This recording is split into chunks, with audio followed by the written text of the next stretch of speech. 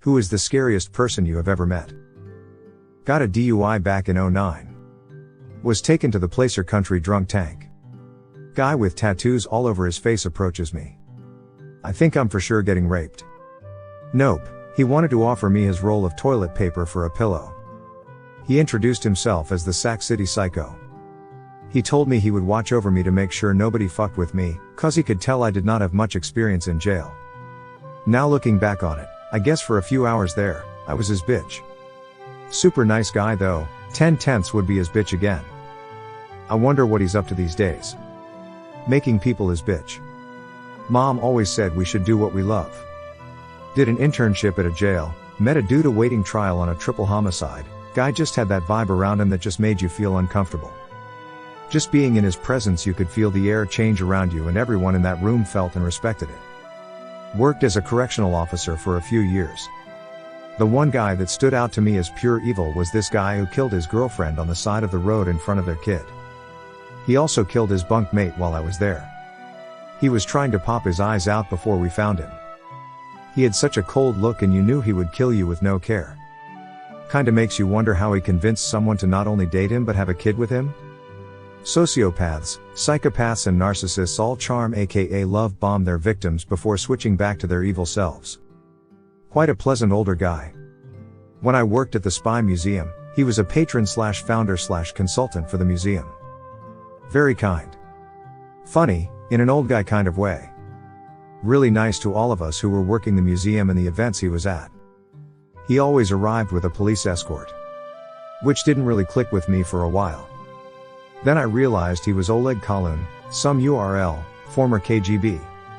I was working an event where he was speaking and this woman burst through the door and was yelling at him in Russian.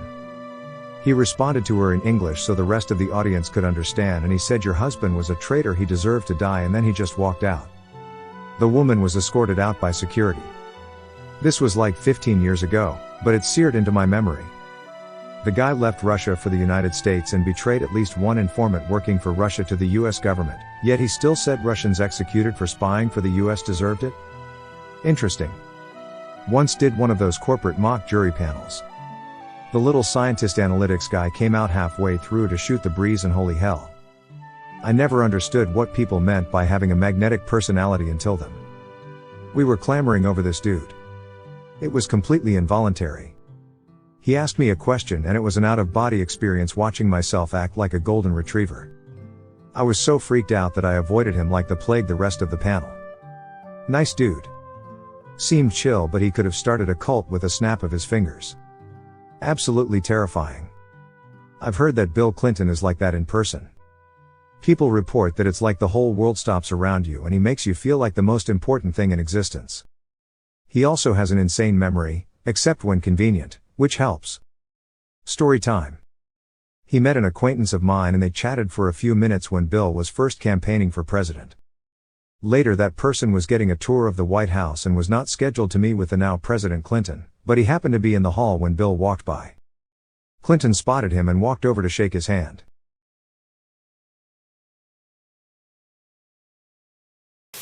Hello. Ever met someone so terrifying that they could give Freddy Krueger a run for his money?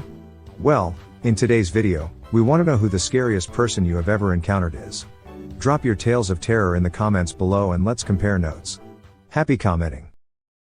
I once as a medical student was doing a rotation in the state mental prison. We had to basic physical on this guy. There was a chair in the middle of the room, bolted to the floor. He had cuffs on his wrists and feet secured to the chair. 9 guards were in the room surrounding us, not more than 5 feet from the chair in a circle. He was off, just not there and didn't want to cooperate. He looked at me, saw my coat and said that guy is from the university, I want to talk to him. Still don't know what he had done, but after a few months of the rotation no one else had that degree of security for medical visits. No one else was even close. I thought scenes like that were only in movies like The Silence of the Lambs. It's wild that there are people so dangerous that they actually have to go to these lengths. Have you never been to a Black Friday sale? You can't swing a shopping cart without hitting one. My cousin has a high-ranked member in a pretty well-known 1% motorcycle club. Dude stands maybe 5'7" and average build. No visible tats and super soft-spoken. Everything about him says he should be a banker, not a biker. I have never seen him even raise his voice once, but that dude scares the absolute shit out of me. He gives off strong psycho energy. Dildos around here are perfect gentlemen in public. I would laugh my ass off every time they would show up at the place I was bartending. Before they even got off their bikes, all the weekend warrior types were scrambling to theirs to get the fuck out. I knew these dudes were straight up killers. They never ever did anything to me or the bar, so I was good. Scary shit though. I'm sorry, but after South Park episode about bikers I can't take them seriously.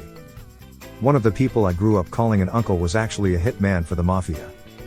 I loved him to death and never would have imagined it, but everyone who knew him and his reputation was terrified of him. I only learned of what he did after he disappeared. I miss him, he was always really good and kind to me and my siblings, but damn, learning what he did was terrifying. You and your sibling were probably the only pure thing in his existence. He probably treasured his time with you. He disappeared? What happened? He just kinda disappeared one day and no one's really seen him or heard from him since. Not super uncommon for me growing up. Important people in my life kinda just disappeared a lot, so I never really questioned it. I live in New Mexico and met Big Dragon from Beyond Scared Straight. He does outreach like that with troubled kids. I was working as a teacher at YDDC, they brought him down. Dude's no joke. I shook his hand and you could just tell, the only reason he was not killing people was he didn't want to, because if he did, the guards would have not been able to do anything about it. I could kill you, but mama says it's poor form bordering on bad manners.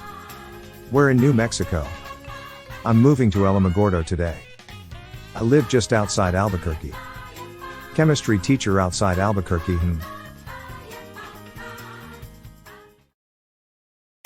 So this guy was scary if you didn't know him. When I first met up, I didn't know him. His name was Eddie Fake. He loved steroids, working out, and fighting people. As big of a person as I can imagine. Eddie got into a fight at a party with some gangbanger type.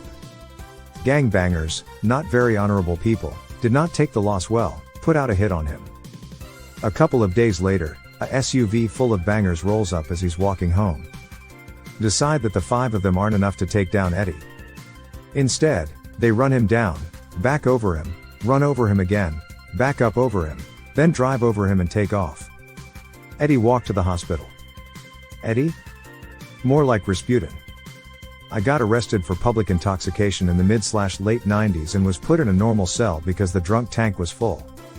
About 10 minutes later, I was woken up and hastily moved to an adjoining cell. I visited with the guy in the first cell I was in for the few hours. When I was bailed out, I bumped knuckles with Gary, guy in other cell, and left. I later found out he was Gary Klapis, and he was being held on first-degree murder and dismemberment of a body of a college student. I also found out that later in the day, after I left, he beat the next guy who was put in his cell nearly to death. Edit, corrected spelling of Klapis. BFFs? Gary is still wondering why the Johnny never writes him. Was hanging out and drinking with a friend of mine when he said a guy we knew wanted to come over. I said no because he gives off mass shooter vibes, but my friend invited him anyway. We were all hanging out and having a good time and my friend drunkenly mentioned what I had said about the guy. I shot my friend a "Why the fuck would you say that" look, expecting the guy to be offended. Instead, he smiled and asked, "How many bodies you think I could get?" There was a kid in my class I was only nice to because I was certain he was going to shoot up the school, such a creepy and volatile kid. He did help me pass French my senior year, so that was nice. My nephew is even creepier. He was in middle school when I married into the family, and he was always super antisocial and weird. My in-laws are all weird, but he was scary.